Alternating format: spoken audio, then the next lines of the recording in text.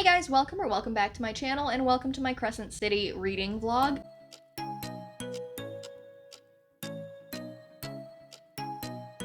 The very first part of this is going to be my non-spoilery review of how I felt about the entire thing, and it's going to be followed by my actual spoilery-filled vlog that's going to take up the majority of this video.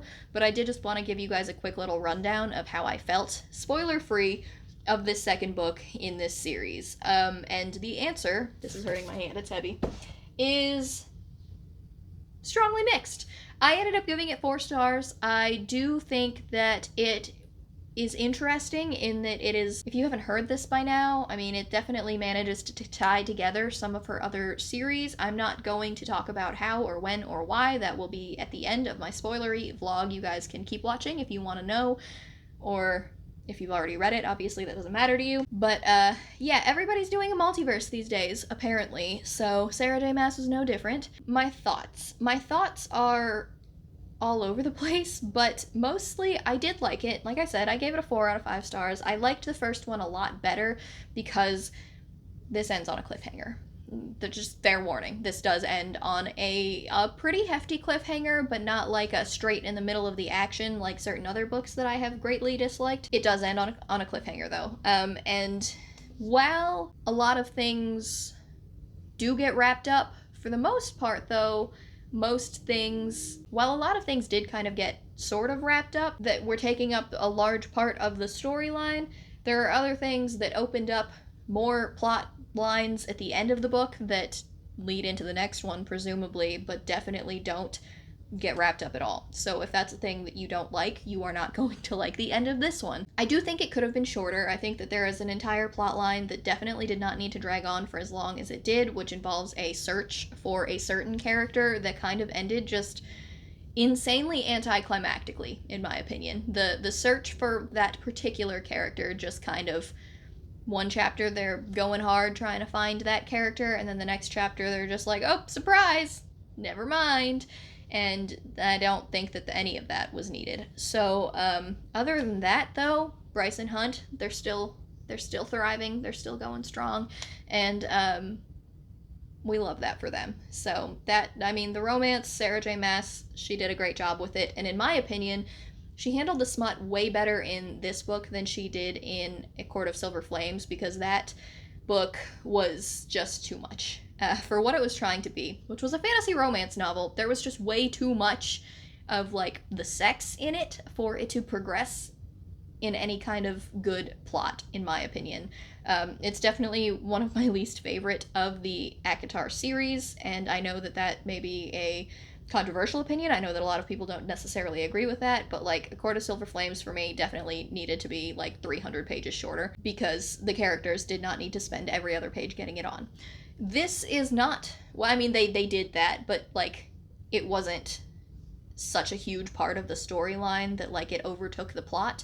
It's just that the plot kind of overtook the plot in certain aspects of this. But I love the introduction of some new characters, or characters that were mentioned in the previous book that we finally got to meet. I enjoyed the introduction of the new Archangel of the City, who is there to replace Micah, who Bryce killed in the last book. And that was interesting, and we see more about Rune and his engagement to Hypaxia. We see more about Bryce and her Autumn King father. I don't really want to go too much further into any of that because you'll see a little bit of it in my spoilery vlog section. So yeah, those are my very scattered reviewy thoughts on it. I definitely did not like it as much as the first one. I did enjoy it though. It was a quick, easy read. I definitely felt all of the emotions while I was reading it and laughed out loud several times.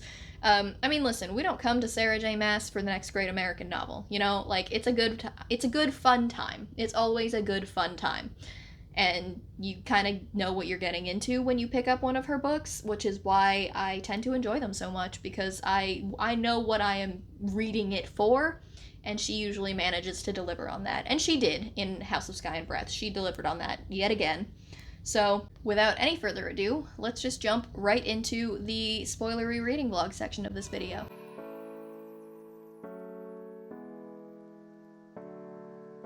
It's here. Oh my gosh, it's so pretty.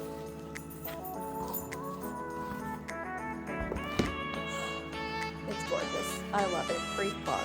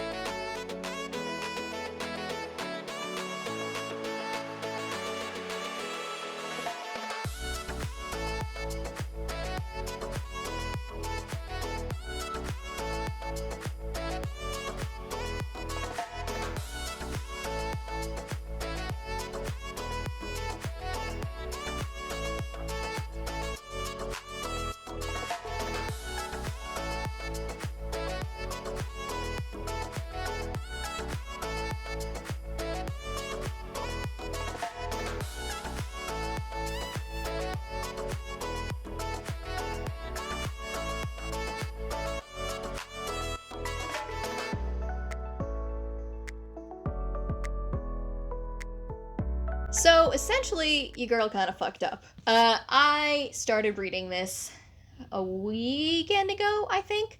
And then I realized that I never actually filmed an introduction to this vlog, and then I just kept forgetting to update it, so I forced myself to stop reading it until I had actually sat down and talked to you guys about my thoughts on the first, 340 pages. I read 340 pages, and I said that I was going to do a reading vlog, and then I haven't talked to you guys since.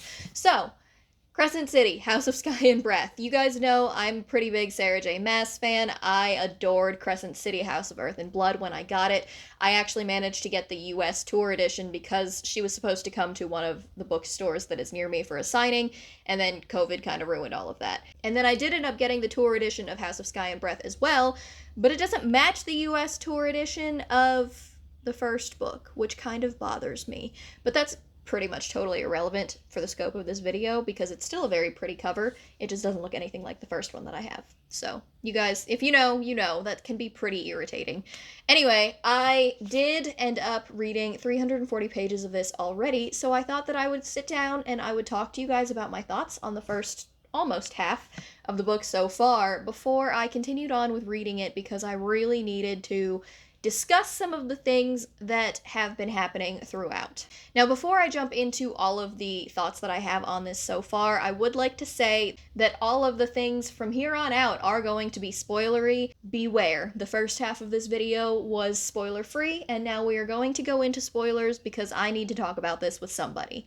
So, we all know that Sarah J. Maas tends to have a penchant to not let the first couple that appears in a series be endgame. We saw it with A Court of Thorns and Roses, we saw it with Throne of Glass many, many times. I was really hoping, and I'm still really hoping, and as of right now, it seems to be safe, we're okay. Don't anybody break my heart and tell me otherwise, because I love Hunt so freaking much, and I love Hunt and Bryce together so freaking much, and I did not really love the prince. Oh my god, I'm totally blanking on his name. Whatever the prince was in Throne of Glass. And I had been Team Kale, and then after Rowan showed up, I was 100% Team Rowan, so I ended up being pretty satisfied with that. Obviously, I am Team Rhysand because Team Tamlin sucks. No offense, sorry. I'm sure you people are out there and you're lovely. I just wholeheartedly disagree with you. Team Rhysand all the way. Hunt, like, I don't really see any options. There's no real hinting around anybody else being there for Bryce in a romantic sense. So hopefully this is going to work out the way that I want to. And here's what I'm thinking about all of this, because this is her first foray, technically, officially, into adult fantasy romance. And while we can all agree that there have been aspects of Throne of Glass and ACOTAR that definitely were a little bit too steamy to really be qualified as young adult, that is where they're shelved in bookstores all over, and that's not the case with the Crescent City series. And it shouldn't be. 100% it shouldn't be. It still doesn't have... I'm trying really hard to organize my thoughts on this, because I have a couple of different things that I want to say about it, and they don't necessarily go together. So, this is her first foray into adult romance, officially. And I know that she's really good friends with J.R. Ward. I know that she has a lot of adult romance fantasy author friends, and I am fairly well versed in the, like, traditionally published grocery store type fantasy romances that are out there. And generally, they don't pull the bait and switch on you, because if they're writing a fantasy romance series, it's one book per couple, and you kind of go around to all of the side characters as they fall in love. And that's not how that's what I was thinking she was going to do, and that's not where Crescent City 2 has been going. This is very much a continuation of what happened in House of Earth and Blood. And I'm okay with that. I'm fine with that. I just, for the love of God, I need her to not break up Hunt and Bryce, because listen, if that happens, I think I will riot. My babies need to be happy. They need to not go through that kind of heartbreak. Bryce has been through enough. Hunt has been through enough. Just they've had bad relationships in the past, so just let them be them. They are adults. They don't need the growing up of the relationships. You know, it's fine. It's fine. Just let them have each other. That's okay, rant over for that particular aspect of this story. But, like, all of that to say, I haven't seen any inclination for her to throw in a red herring of a romantic love interest for Bryce other than Hunt, which I am celebrating. 340 pages into the book. I'm pretty sure if it was going to happen, it would have happened. Just let me be in my happy bubble if that's not the case. And in terms of the actual plot, I think that we are dealing with a lot more politically heavy stuff. And I'm okay with that. I am enjoying the politics of Lunathion. Is that what it's called? I think it's Lunathion. I'm enjoying the politics of it. I am very interested to see how the new Archangel of the city is going to be. She's very sweet, and I generally don't trust that in characters or in real people, let's be honest. Sometimes it's just a little bit too much. But I don't know. We're going to have to see how it goes. I am very much so liking the direction that she's taking. What is his name?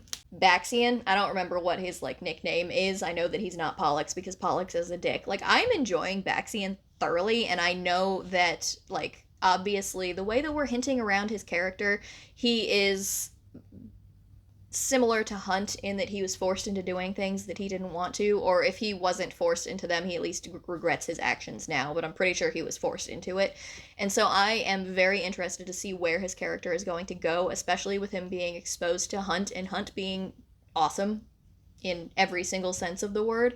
So I am enjoying that little plot line that we have where Hunt is, like, showing him around, and that and he's kind of distancing himself from Pollux because he doesn't have to be around Pollux anymore. I'm loving the entire, like, Therian perspective that we're getting, because I really enjoyed the parts of him that we got to see in the first book, and Therian is definitely a lot more prevalent in this one. You get to see him from a kind of a murder mystery investigator point of view. You get to see him from the mer people point of view, which we didn't really get a lot of in the first book either, and the little banter that he has going on with Bryce, I am taking it as friendly banter, and that is all. I refuse to see him as a love interest for her. I really don't think that they're leaning in that direction. I hope. I really, really hope. Also, the whole thing with Rune and his fiance, I don't remember her name, but she's like the witch queen princess type character from the first book, who he didn't know was a witch queen princess character. He just thought that she was like a healer. I am greatly enjoying that. I can't wait to see where that relationship goes, because obviously he's intrigued by her, and I can't wait to watch them fall in love. I'm sure we will be doing that in future books, or at least I really hope so anyway. I know that this first blog clip is going to be fairly scattered, just because, like I said, I've already read 340 pages of this book, so I'm just trying to think of all of the fun things that I wanted to talk about with you guys. I guess the last thing that I wanted to talk about before I end this clip is, like, I am enjoying where all of the politics are going. Obviously, I am enjoying this book so far immensely, just because I literally, like, I read those 340 pages in one sitting. There was no time to go and grab a camera. There was no any of that, because I opened it and then I did not put it down for many, many hours. So this is where we're at. So, the most important thing that I do want to talk about is, for the love of God, can we please just let Hunt and Bryce sleep together already? It's been 400 pages. The poor people have been waiting for months. They didn't get to in the first book either, and they still keep getting interrupted because things just keep happening. And I know, this is the part that's making me very, very nervous, is because they're making plans for it.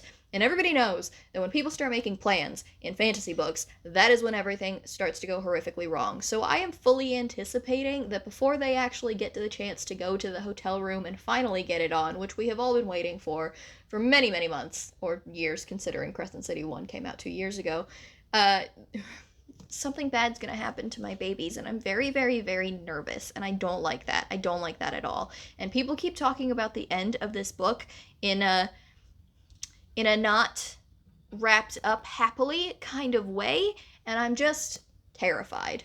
Oh, and then we need to talk about Ethan, because Ethan was important in the last book, and he was adorable in the first part of the last book, what with Danica and all of that stuff, the rest of the wolf pack, and he obviously came and was important again at the very end, and he's been very prevalent in this one so far, in that he's just essentially become Bryce and Hunt's roommate. He is, like, he doesn't have anywhere to go, so he's been sleeping in the guest room, I guess, which is, you know, what's been putting a damper on their sex life, but yeah, he's adorable. He's precious. I am obsessed. I really, really liked him in the first book as well, and I was sad that we didn't get more of him. So I'm pretty much, what I'm getting at here is that everybody that I wanted more POVs from in the first book, I am getting in this one, and I think that's part of the reason why I'm living for it so hard.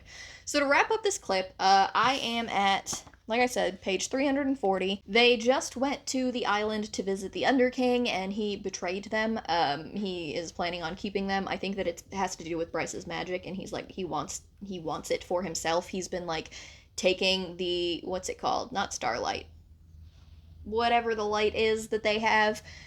He's been like sampling from the dead souls that pass through the island as they like move on to the afterlife, and that's not great. He's trying to do the same thing with Bryce, so they're trying to escape. So I did kind of leave off at a very high stakes moment, but for you guys, I haven't picked this back up until I had the chance to talk about it, so thanks for that. No, I'm just kidding.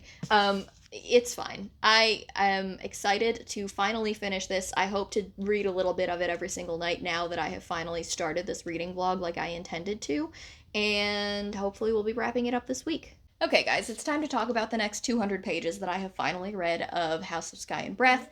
I am finally on page 534, which means I think that I'm about 200 pages further than the last time I talked to you guys about this. I'm still really enjoying it. It's just been super slow going because of obligations and things, and the fact that I refuse to spend $10 on yet another ebook when I have the physical copy perfectly good and waiting for me to read it right here.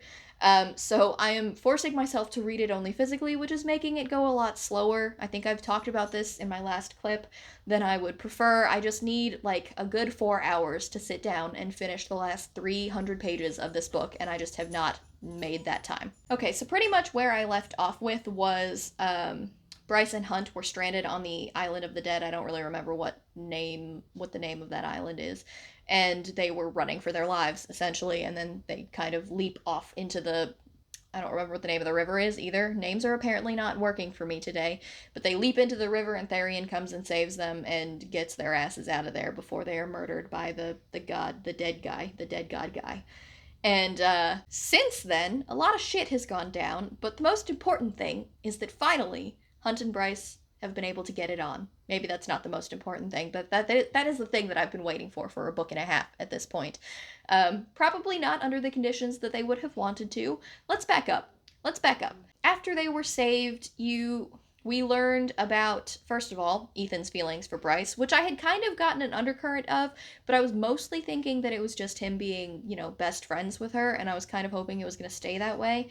I'm still hoping that it's going to stay that way. I'm really hoping that they don't evolve Ethan's feelings anymore. I'm hoping that Ethan is going to develop a love interest with the most disturbing thing that happened over the last couple hundred of pages, which is the astronomer. I don't remember exactly what he does, but he's pretty much, I'm imagining a scene very much like in Minority Report, that movie with Tom Cruise that came out in the early 2000s, where the three, maybe they were triplets. Maybe they weren't related at all. I don't remember, but they were submerged in a pool and they could see the future, and it was like a disturbing situation. And the end of the movie, they get saved and they're like all happy, I guess, maybe? I don't remember that well. It's been a long time. That's pretty much what I'm picturing here. I feel as though Sarah J. Maas was a fan of Minority Report, because they've got 3 people trapped in a pool of water, and they're being forced to answer questions in a very seer-like, fortune teller kind of manner.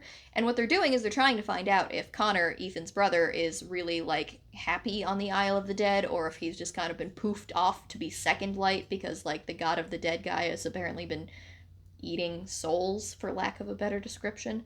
And it's been pretty disturbing. That whole thing has been disturbing. But what we do find when Ethan goes back and tries to save the girl that was in the tub that he kind of looked at, and I don't know what that deal was, but we find out that she's actually an alpha. She's a werewolf. So I'm really hoping that something develops there and that helps him to kind of move his feelings away from Bryce, because I really need him to not interfere with Bryce and Hunt. And I don't know that it necessarily will, because Sarah J. Maas is real big on the whole mate thing. And we have learned since that Bryce and Hunt have gotten their whole true mate thing going on.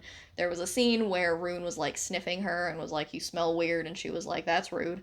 But later comes to find out that it's like the whole scent intermingling thing that she has talked about in some of her other books, that she's carrying on into this one. So I think that maybe my fears are going to be okay. I don't think that we're going to have anything messed with their relationship, which would be nice. So I hopefully they get to end up happy.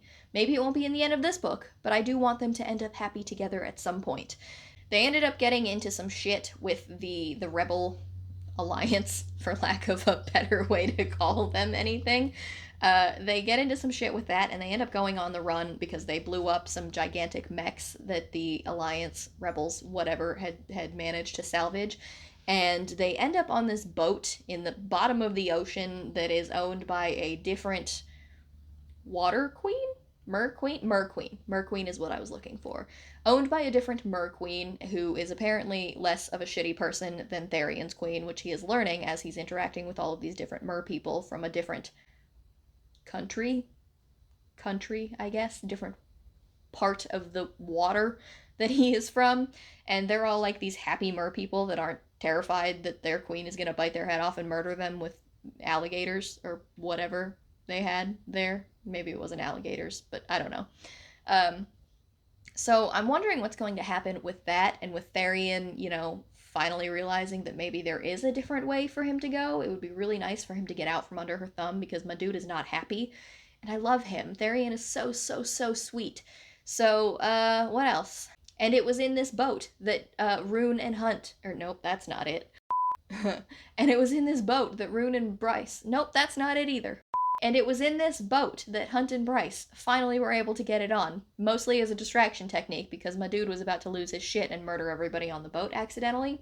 But they did finally manage to get it on, and in the process, Bryce learned how to use her transportation powers, which is cool. We've been waiting for that to happen since Cormac showed up and told her that that was a thing that she could do. And she did it in the throes of sex, which is awkward. But it happened. And then very shortly thereafter, Rune falls asleep again and is contacting Agent Day, who is the rebel agent that's feeding them secret information from like really high up, and nobody knows who she is.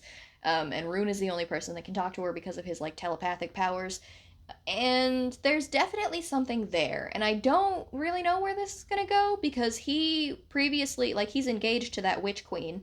And there's something there also, but there's more of a something here, and I have very strong suspicions about who Agent Day is, and I really think that it's the new Archangel, whose name is escaping me. But I think Celestina, I think it's Celestina, whatever.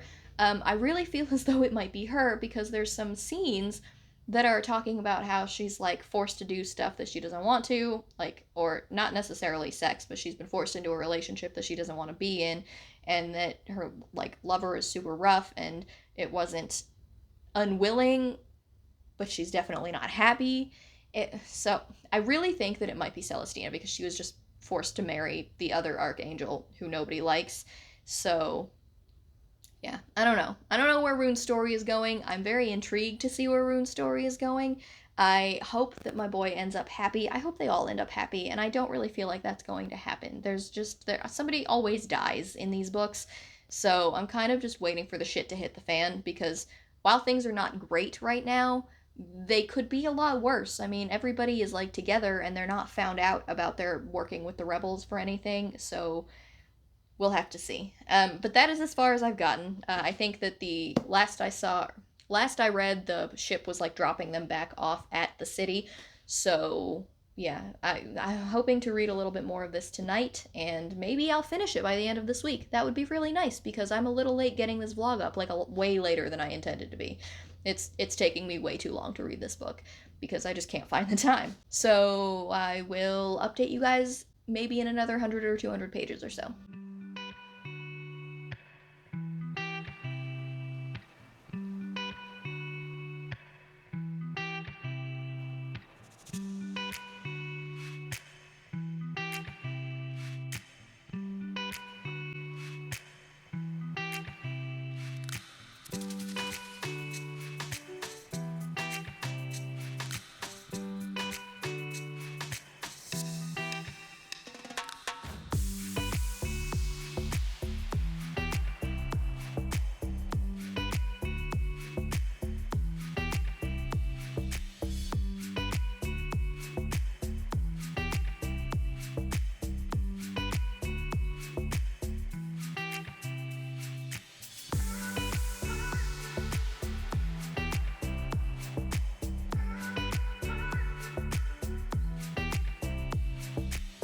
Alright guys, it happened. I finally finished... Why did I forget the name of this book? I finally finished House of Sky and Breath by Sarah J. Maas. So, here are my thoughts on the last couple of 100 pages. Let's see if I can gather them, because I finished this 2 days ago and I still don't really know how I feel about the end. Well, I ended up giving it, I think 4 or 4.5 out of 5 stars. And it was fine. I think it was maybe a little bit long, like unnecessarily long. There was an entire stretch of time where I don't really think that things needed to be focused on as much as they were. It's not like this is I just finished reading Rhythm of War too, so it's not like this is the longest book that I have read recently, but I don't think that it needed to be a full 800 pages. I know people say that about the first one, but that's more how I feel about this one than the first one. But anyway, so the last 200 pages, which I flew through, by the way, in a couple of days. So let's see, the last time that I left you guys, I think they were on the ship with the Mer Queen of the Ocean, I think, and they were like on their way back to the city. They found out that Sophie was for sure dead, and Cormac was all sad about that, and when they got back to the city, Bryce dropped a freaking bomb on everybody, and, well, no, maybe just on Hunt. She dropped a bomb on Hunt and let him know that she's known where Emil was pretty much, like, not the whole time, but like a large part of the time. I didn't love that. I don't really love the fact that she didn't trust him. Obviously, Hunt didn't love the fact that she didn't trust him with that information as well. She had some excuse for it. It wasn't even a memorable excuse for it. I really didn't like that entire aspect, and I think that Hunt was reasonably mad. Maybe a little bit too mad because he is an alpha hole, but like, I don't know. I think that Bryce deserved to get yelled at for that one. Bryce annoyed me way more in this second book than she annoyed me in the first one. And that's mostly because she didn't really annoy me at all in the first one. But the way that she acted in this, she was just so incredibly obsessed with, like, Danica kept all of these secrets for me, and she's not the person that I thought that she was, and how dare she keep all of these secrets from me. But, like, people are allowed to have secrets. I don't care how close you were. I don't care how, like, she's your best friend in the entire world. You guys were practically sisters. Like, she's allowed to have kept secrets from you. And the fact that she's, like, spiraling down this deep hole because of all of this, I don't know. She just really pissed me off. And that led into so many of the other events at the end. But I'm skipping ahead because we also found out that Danica had a mate. And that it's Baxian. And I like that. I mean, think I said before that, like, I was okay with Baxian, and I thought that Hunt's distrust of him was, like, kind of unnecessary. I mean, I get why he was distrustful, but, like, at the same time, he was trying to prove himself, and I was trusting him, so, you know, I wasn't there. Maybe that doesn't make any sense, but, like, I liked Baxian. I liked the Hellhound in this. And my heart broke for him when he was talking about, like, how, like, he and Danica had to keep it a secret, and then Danica died, and he had to keep pretending that nothing had happened.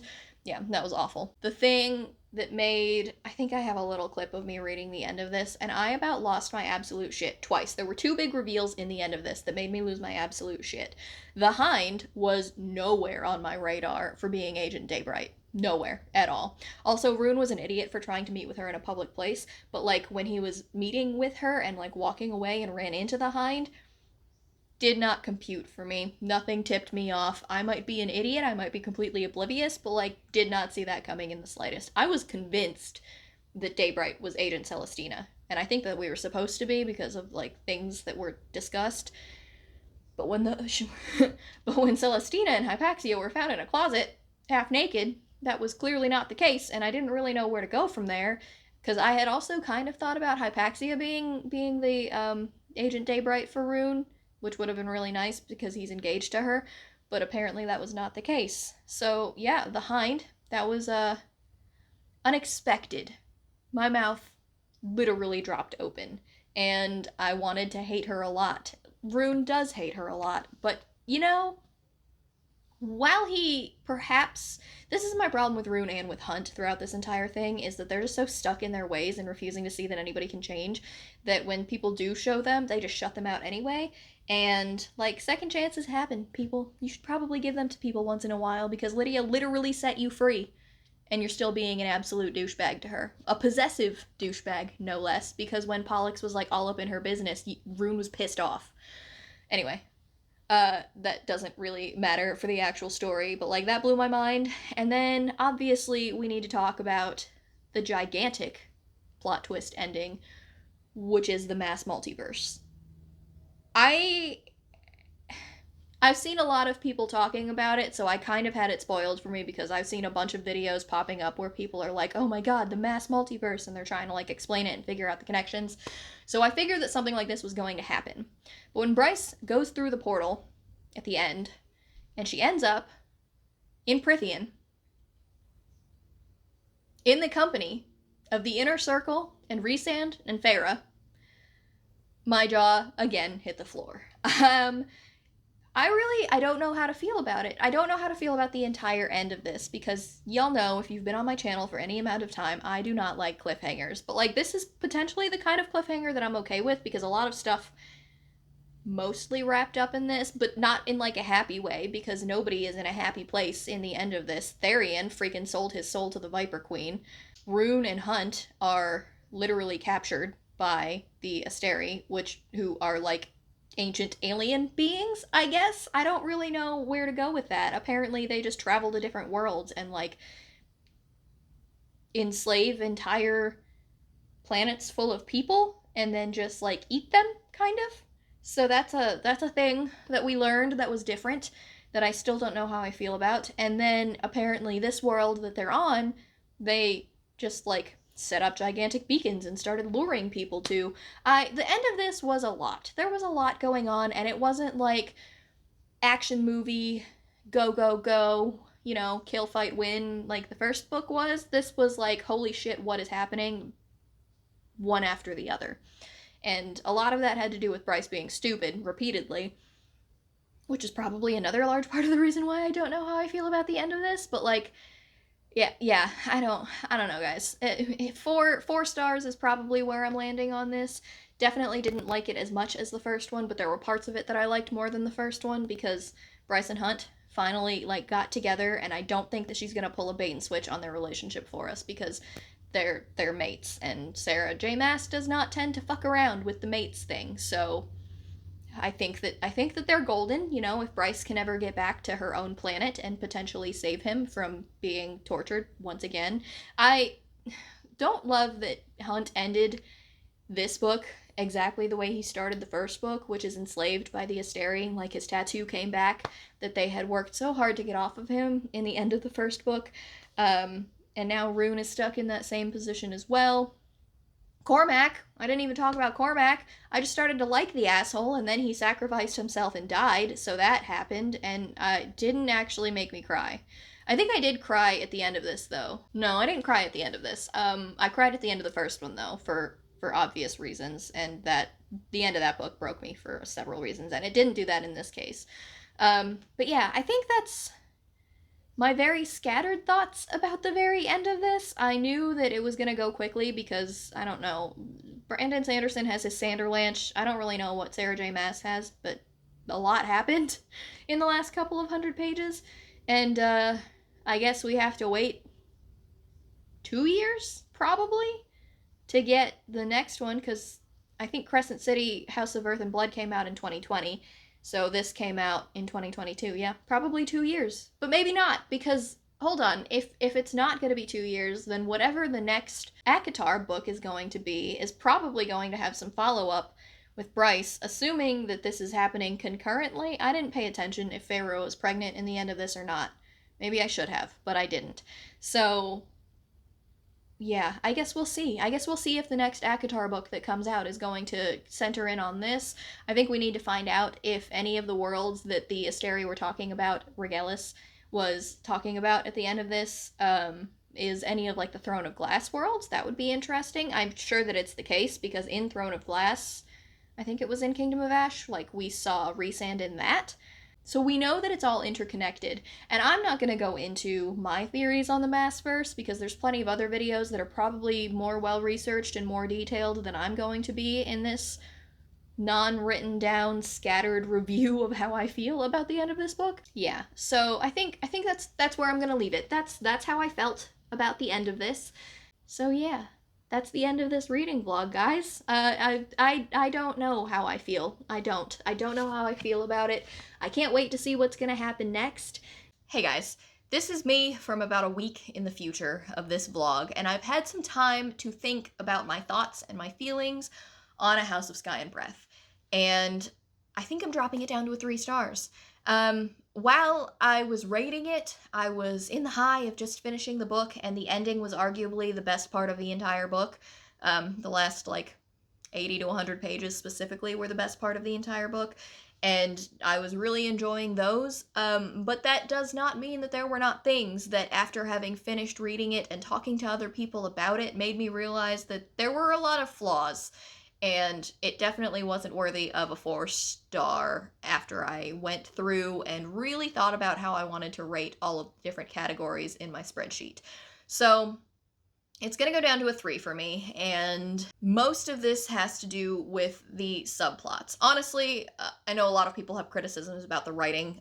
Sarah J. Maas's writing is what it is. I don't really expect it to be the next best thing. I don't really expect her relationships to be the cutest or the hottest or whatever. I enjoy the dynamic between Bryce and Hunt. I know a lot of people do not. I think that a lot of people don't like Hunt at all. I think he's adorable. I don't really have an issue with that. But the subplots made this book about 200 pages longer than it really needed to be. And I am pretty sure I mentioned this earlier on in a clip. And most of that has to do with the whole Emil thing. It was so much. There was so much of it.